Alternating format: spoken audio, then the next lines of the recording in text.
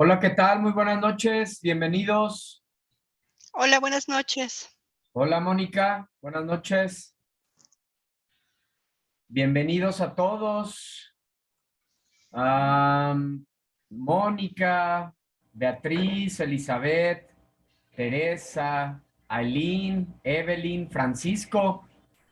Muy bien, qué gusto que estén por aquí. Bienvenidos. Déjenme les comparto la presentación y pues damos inicio.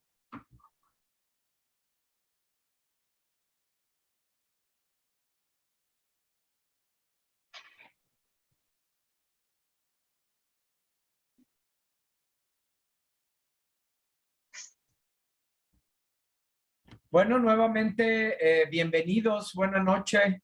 Mi nombre es Martín Eduardo González Cortés, facilitador o asesor virtual aquí en Prepa en Línea CEP.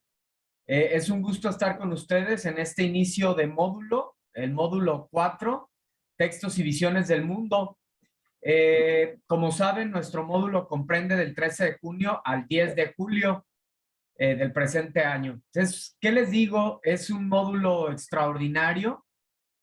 Vamos a ver bastante en torno a lo que es la literatura y sus elementos de identificación, sensibilizarnos igualmente en torno al arte y a distintas herramientas como es la lectura, la escritura, que son de las dos principales herramientas que tenemos para apropiarnos del conocimiento, apropiarnos del mundo.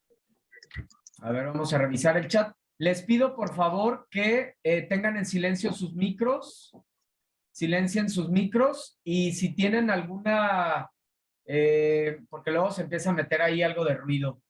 Si tienen alguna intervención, aprovecho igual para mencionarlo. Si alguien tiene alguna pregunta, algún comentario, alguna duda,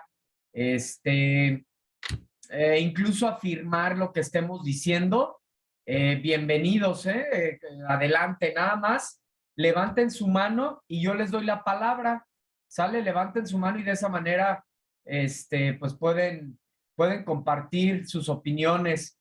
De hecho, es muy importante, como saben, en estos módulos, a partir de hace un par de meses, se está considerando como participación extra el que ustedes estén aquí presentes en las sesiones de espacio abierto para el aprendizaje. Son participaciones extra, entonces, pero pues hay que participar activamente, ¿verdad? Algún comentario, algún ejemplo, reafirmar lo que estamos diciendo, lo que ustedes gusten, pero participar activamente, bueno, pues eso al final te dará algo de participación extra. Entonces, nos saluda por aquí Beatriz. Buenas noches, Beatriz. Igualmente Francisco, Aline, no cuenta con micrófono. Sí, muy bien, Aline. Entonces no te preocupes. Si tienes alguna duda, puedes escribirla también y te leo. Hola, Elizabeth y Teresa. Muy bien. Pues bienvenidos a todos. Nuevamente les digo, es un gusto estar con ustedes. Y pues también me llena de gusto el ver que, pues somos varios aquí en la sesión, 7. Entonces, pues siempre es motivante para nosotros como asesores que, pues que haya participación. Hacemos sesiones más interactivas, más dinámicas. Definitivamente soy de la idea de que pues todos aprendemos de todos, no solamente nosotros como asesores o maestros o profesores, definitivamente nosotros también aprendemos de ustedes. Entonces, por eso es importante que nos compartan ejemplos, dudas, comentarios, lo que ustedes quieran. Entonces, ya dijimos la manera de participar. Y ¿qué más? ¿Qué más? Bueno, eso sería todo. Déjenme confirmar. Ok, estamos ya grabando porque pues estas sesiones se van a compartir en el foro de novedades. grabadas para que ustedes las vuelvan a ver, alguna situación que quieran ahí precisar en apoyo para sus actividades, o los compañeros que no pueden estar de manera sincrónica, pues tengan la oportunidad de verlas. De igual manera, pedirles si por alguna situación se está cortando, no me escuchan bien o alguna situación, les pido por favor que me lo hagan saber, ya sea escribiendo en el chat o levantando su mano. Yo si veo que alguien escribe en el chat, siempre voy y reviso. Entonces, quedo al pendiente de cualquier comentario. Voy a minimizar aquí mi pantalla para poder, pues que se vea toda la presentación. El orden de la presentación es el siguiente. Vamos a abordar a través de un esquema qué es la literatura, incluyendo sus marcas de literariedad. ¿Qué son las marcas de literariedad? Son ese conjunto de rasgos que hacen que un texto se considere como literario. Esas son las marcas de literariedad o literalidad. Son los elementos que identifican a un texto como literario. Veremos también lo que son los géneros y subgéneros literarios. Sabemos que la literatura para su estudio se divide en géneros: género narrativo, género poético, género dramático. Todo esto pues es fundamental. Vamos a partir de aquí para poder entender lo que es la literatura y poder realizar de manera correcta las actividades y además llevar un aprendizaje significativo. Eso me parece lo más relevante, que nos llevemos un aprendizaje significativo. Es una materia que en lo personal me apasiona mucho, me gusta muchísimo. En el aula presencial tengo 10 años aproximadamente como docente frente a grupo en el aula presencial. Mi formación, soy licenciado en educación con especialidad en español y maestro en habilidades directivas. Todas las materias que imparto son taller de lectura y redacción y literatura principalmente. Entonces, abordamos a fondo lo que es la literatura, viéndola como una de las 7 bellas artes. Fíjense qué maravilloso. La literatura es una de las 7 bellas artes. Siempre he dicho, y lo voy a seguir diciendo, que lo más bello que hemos descubierto nosotros como seres humanos, lo tenemos plasmado ahí, en el arte precisamente, en las 7 bellas artes. Ahorita las vamos a abordar. Entonces, pues qué magnífico que vayamos a estudiar, que vayamos a conocer una de las 7 bellas artes, que es la literatura. A mí en lo personal me gusta mucho, cada maestro, pues cada profesor, cada asesor tiene estilos distintos. En lo personal me gusta mucho abordar lo que es la literatura vista desde esta perspectiva, como una de las 7 bellas artes, para sensibilizarnos precisamente a ello, ¿verdad? Entonces, bueno, hay una breve introducción. Veremos lo que es el proceso de lectura. Muy importante el proceso de lectura, saber que hay un proceso. ¿Por qué? Porque en todo momento vamos a leer, en todo momento vamos a leer. Es de nuestras principales herramientas para apropiarnos del conocimiento, apropiarnos del mundo en sentido figurado, a propósito, ¿verdad? De ese lenguaje connotativo, de ese lenguaje figurado que pues es el que vamos a estudiar en este módulo. Hablemos del contexto de producción, lo que es fondo y forma. Se han dado cuenta que pues lo necesitan para hacer sus actividades. Elementos de análisis de una obra literaria, las diferencias entre un lenguaje connotativo y denotativo, lo que son las figuras retóricas y al final, pues resolver alguna duda, algún comentario, alguna pregunta que ustedes tengan, bueno, pues también daremos espacio al final. Aprovecho igual para comentarles, nuestra sesión la dividimos en dos partes, ¿sí? Porque Zoom solamente nos da 40 minutos aproximadamente. Entonces, cerramos esta sesión y en un minuto estamos nuevamente en la sesión. Entonces, yo les voy a avisar cuando se vaya a acabar el tiempo, cortamos la sesión y la suspendo y vuelves a ingresar con los mismos datos al minuto siguiente.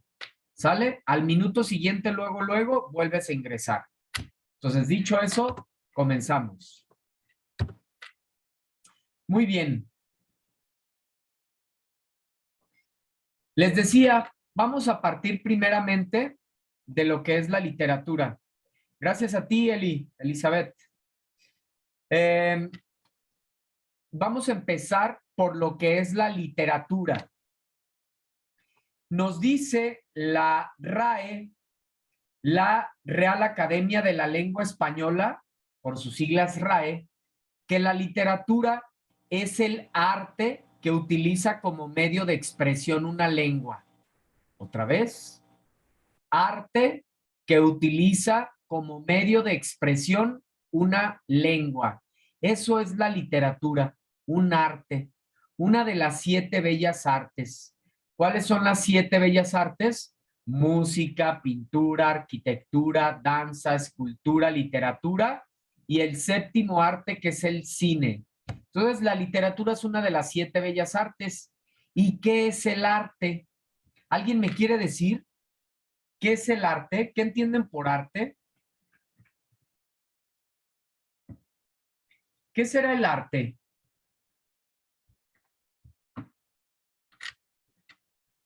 ¿Quién me dice? Así prendan su micro, enciendan su micro, quien se anime. Bueno, ya nos escribieron. Una expresión, nos dice Mónica. Bien, Mónica, gracias. ¿Qué más? ¿Qué más entienden por arte? Nos dice Betty.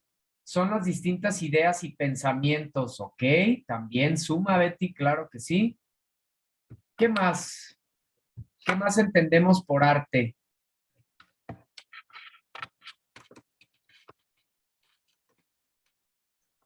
Muy bien, con eso nos quedamos, les agradezco. El arte es precisamente lo que dicen aquí sus compañeros, es expresión de emociones, ideas, sentimientos y pensamientos, pero de forma bella, de forma estética, ¿sí? No solo porque nosotros, por ejemplo, hoy me siento muy alegre. Estoy muy contento porque el día está nublado. Me gusta mucho cómo está el día hoy, inclusive está lloviendo. Estoy expresando emociones. Entonces, ¿eso es hacer arte? ¿Seré artista o poeta por eso? No, ¿verdad? Tengo que expresar emociones, sentimientos y pensamientos, pero de una manera bella, de una manera estética, ¿sí? Entonces, con eso completamos para tener nuestra definición de arte. Entonces, el arte es una manifestación de emociones, pensamientos y sentimientos, pero de forma estética. Grábense esa palabra, nos va a acompañar, la estética o de forma bella. Entonces, dice Mónica, bueno, pero no todo en el arte es bello. Hay un arte que hace pensar, pero no es bello. Sí, Mónica, pero me refiero cuando hablamos de la belleza, independientemente de las formas, puede ser una forma precisamente que no sea tan agradable incluso a la vista o incluso al oído, dependiendo del arte que se esté analizando, pero cumple con la normatividad de dicho arte en cuestión, ¿sí? A eso nos referimos con la parte estética, con la parte bella, por ejemplo. Nosotros, si, la poesía no por nosotros expresar emociones, pensamientos y sentimientos, ya por eso estamos haciendo arte, ¿sí? Hay que cumplir con ciertas normas de estética, utilizar un lenguaje figurado, un lenguaje bello, un lenguaje metafórico, inclusive, aunque yo esté hablando de muerte en un poema, que no es algo agradable, entre comillas, o algo bueno, como tú dices, no interesa, lo que importa es que lo exprese de una forma creativa a través de las normas de ese arte. Por ejemplo, en el caso de la literatura, utilizar las figuras literarias, las figuras retóricas, que es algo que vamos a ver precisamente en este momento. Nos dice Aline, para mí el arte es la expresión de ideas y sentimientos en forma estética y hermosa, de manera que provoquemos una emoción al que lo observa. Excelente, Aline. Muy bien, es correcto. Sí, el arte siempre está relacionado con la estética, con la belleza, independientemente de que sea algo agradable para nosotros o desagradable, ¿sí? Pero al decir bello y al decir estético, es decir, que cumple con los lineamientos de el arte en cuestión. Por ejemplo, incluso alguien podrá ver una pintura y son solo manchas y alguien va a decir, precisamente como nos comenta su compañera Mónica, alguien podrá decir, bueno, eso son puras manchas ahí. ¿Eso qué va a tener de bello? ¿Eso qué va a tener de estético?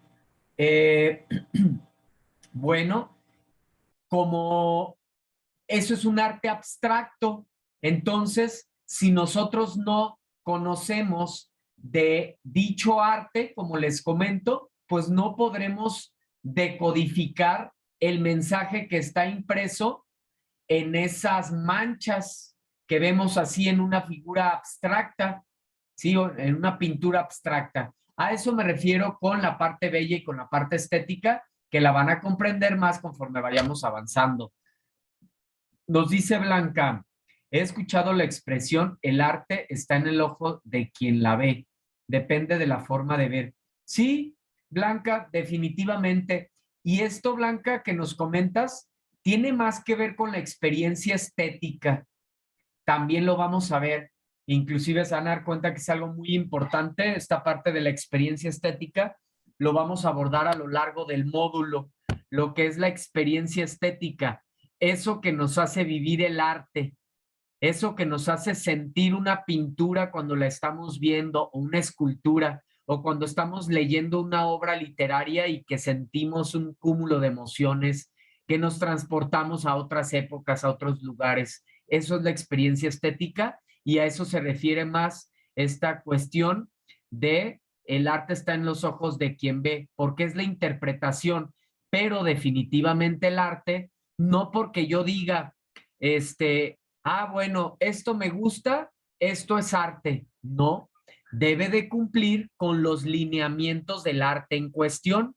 Si es una pintura, bueno, tiene que tener los lineamientos de la pintura. Si es una danza, pues tiene que tener los lineamientos estéticos de la danza. Si es el cine, tiene que tener lineamientos estéticos del cine.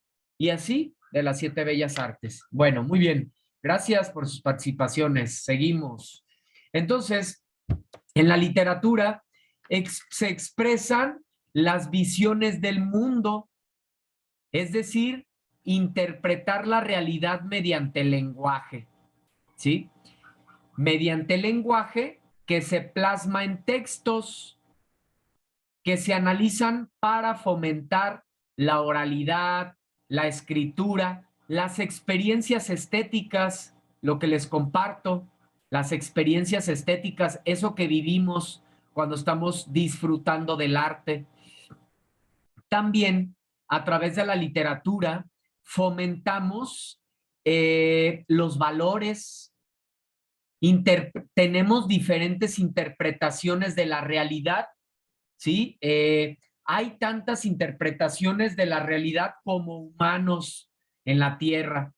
Entonces, es importante que esto lo sepamos para no ensimismarnos, para no vivir solamente con nuestra propia interpretación o nuestra forma de nuestras creencias, ¿sí? Entre más apertura tengamos, pues más amplio, más vasto va a ser nuestro conocimiento, va a ser nuestro propio mundo. Entonces, la literatura nos ayuda a eso, a conocer más formas de pensar, cómo pensaban en otras épocas, hace siglos, cómo vivían, qué creencias tenían, cuál era su cultura, cómo se comportaban, a qué le rendían culto, ¿sí?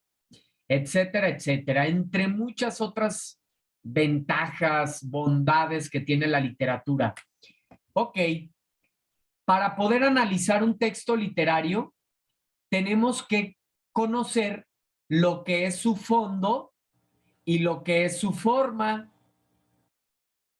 ¿Sí? Fíjense bien, cuando hablamos de fondo, hablamos de contenido, ¿no? ¿A poco no? De interior. Fíjate, entonces tenlo como sinónimo. Fondo, sinónimo a interior. Forma, sinónimo de exterior. Fondo interior, forma físico. Fíjense bien, nosotros como seres humanos tenemos fondo y tenemos forma. A ver si te queda más claro con esta analogía. Nuestro fondo como seres humanos es nuestra manera de pensar, nuestra manera de sentir, nuestra filosofía, ¿sí? Nuestro interior, fondo. Nuestra forma, nuestro físico, altos, bajos, fornidos, tez blanca, tez morena, rubios, etcétera, etcétera, ¿sí? Físico e interior. Los textos igual tienen un interior y tienen un exterior. Cuando hablamos de interior de un texto, hablamos de su contenido de manera general. ¿De qué trata? Esto no lo podemos conocer hasta que leamos el texto. Igual con nosotros como seres humanos, ¿cómo podemos conocer? Podemos conocer a simple vista el fondo de un ser humano, pues por más clarividencia que tengamos, no, necesitamos pues conocer a la persona, ¿verdad? Platicar con él, etcétera, para conocer su fondo. Ah, bueno, lo mismo con el texto. La forma es física. ¿Podemos ver el físico de alguien a simple vista? Claro. ¿Podemos ver el físico de un texto a simple vista sin necesidad de leer? Claro que sí. Es exactamente lo mismo. Espero les haya quedado más claro con esta analogía. Bien, entonces también cuando hablamos de fondo, hablamos del contexto del autor, ¿sí? Que incluye dónde nació el autor, qué cultura tenía, si pertenecía a alguna corriente literaria, dónde le tocó vivir, qué cambios sociales le tocó experimentar, sociales, políticos, culturales, en qué momento histórico le tocó vivir al autor. ¿Será relevante conocer esto? Claro que sí, muy, muy importante. Haz de cuenta que yo me pongo a platicar con alguno de ustedes y tienen su muy particular forma de pensar, claro, basada en qué, en la época que nos ha tocado vivir, en su formación, en su contexto, ¿sí? En su contexto.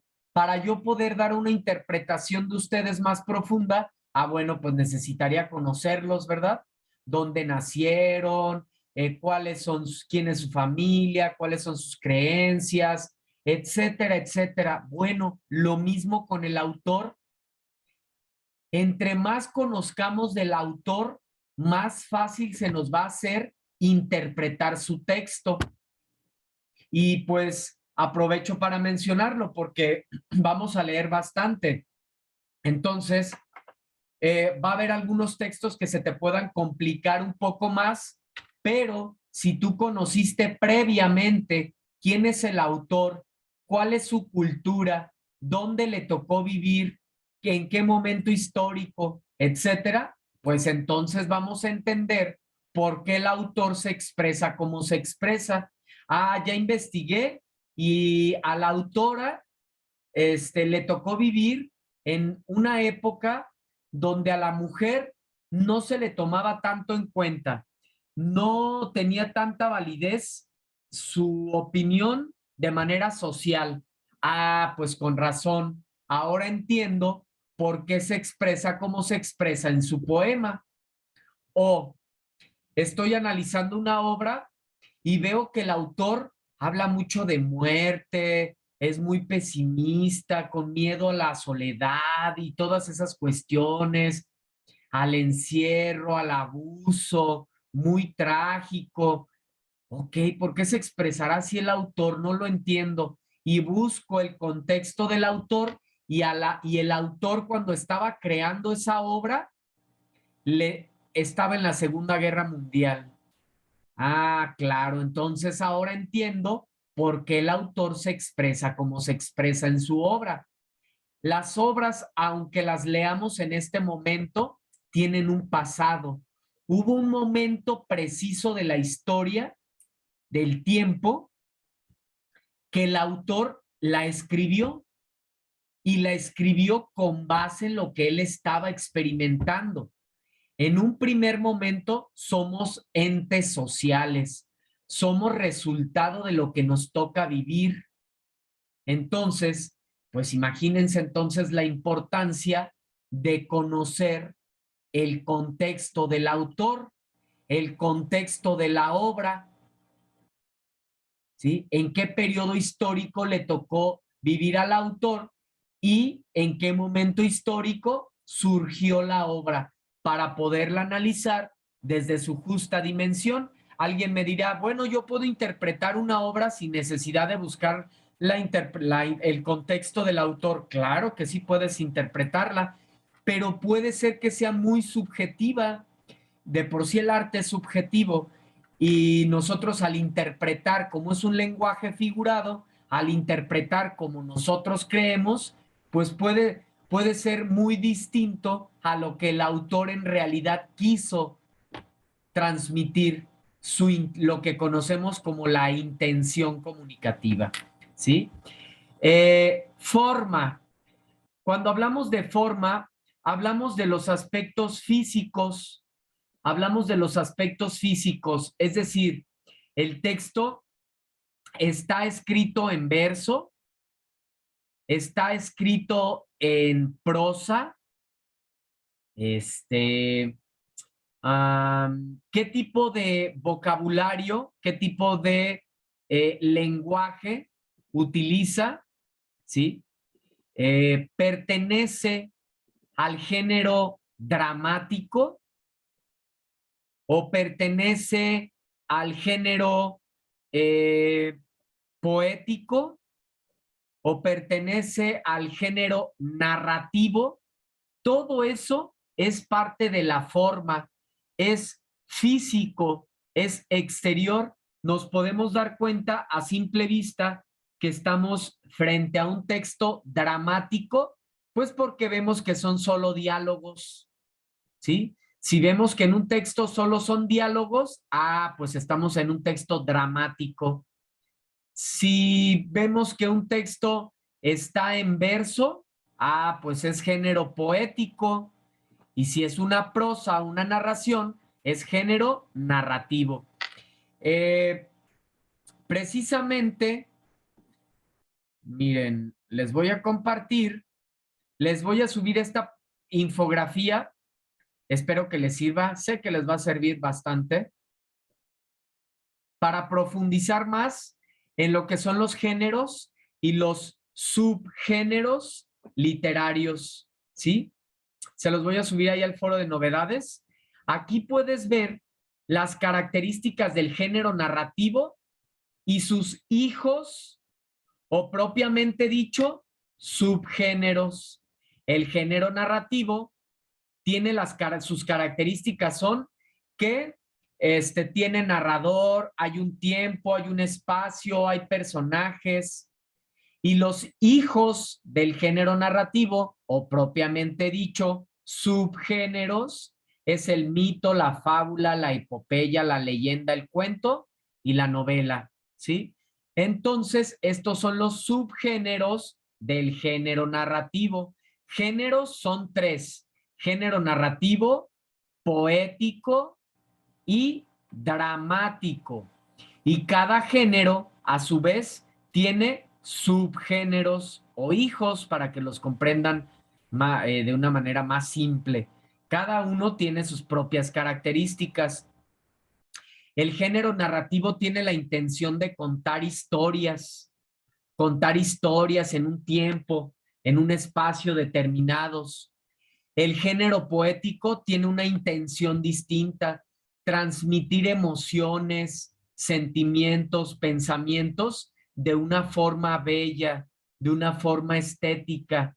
Hombres necios que acusáis a la mujer sin razón, sin ver que sois la ocasión de lo mismo que culpáis, nos dice Sor Juana, ¿verdad? La belleza de la palabra. Entonces, el género poético tiene esa intención: transmitir emociones, sentimientos de forma bella. ¿Qué características tiene? Pues está escrito en verso, utiliza la función emotiva y la poética del lenguaje, un lenguaje connotativo, etcétera. También el género poético tiene hijos o subgéneros: la canción, el himno, el poema, la elegía, el madrigal, el epigrama, la letrilla, cada uno con características propias. Y ahora, la belleza del género dramático. ¿Qué intención tiene el género dramático?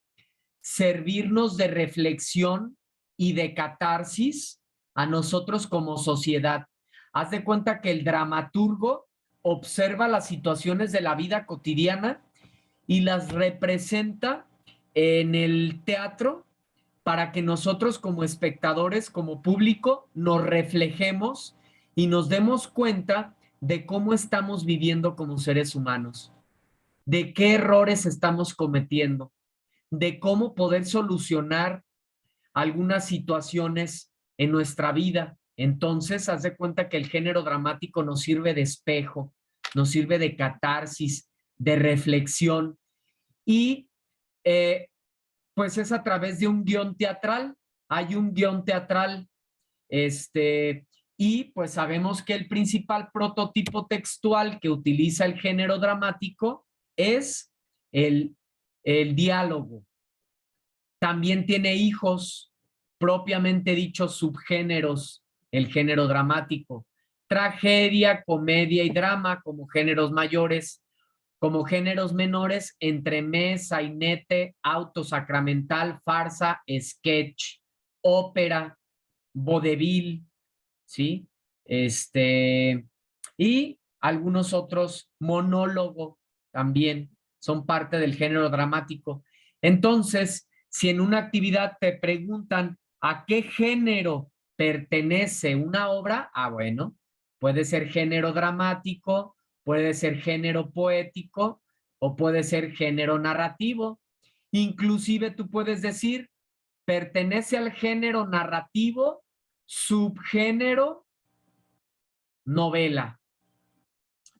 Pertenece al género narrativo, subgénero poema o soneto, una de las tantas formas de hacer poesía. O pertenece este texto al género dramático y el subgénero es una tragedia. ¿Sale? Nos quedan 4 minutos para que se termine la sesión. Vamos a suspenderla de una vez y regresamos a nuestra segunda parte de nuestra sesión. ¿Sale? Entonces, voy a suspender esta sesión y en un minuto, luego, vuelvo a abrir la otra y tenemos otros 40 minutos, 45 minutos para seguir compartiendo aquí, dar espacio a sus comentarios y dudas. ¿Sale? Ok, Mónica, sale. Entonces aquí los espero. Entonces suspendo esta sesión y aquí los recibo nuevamente.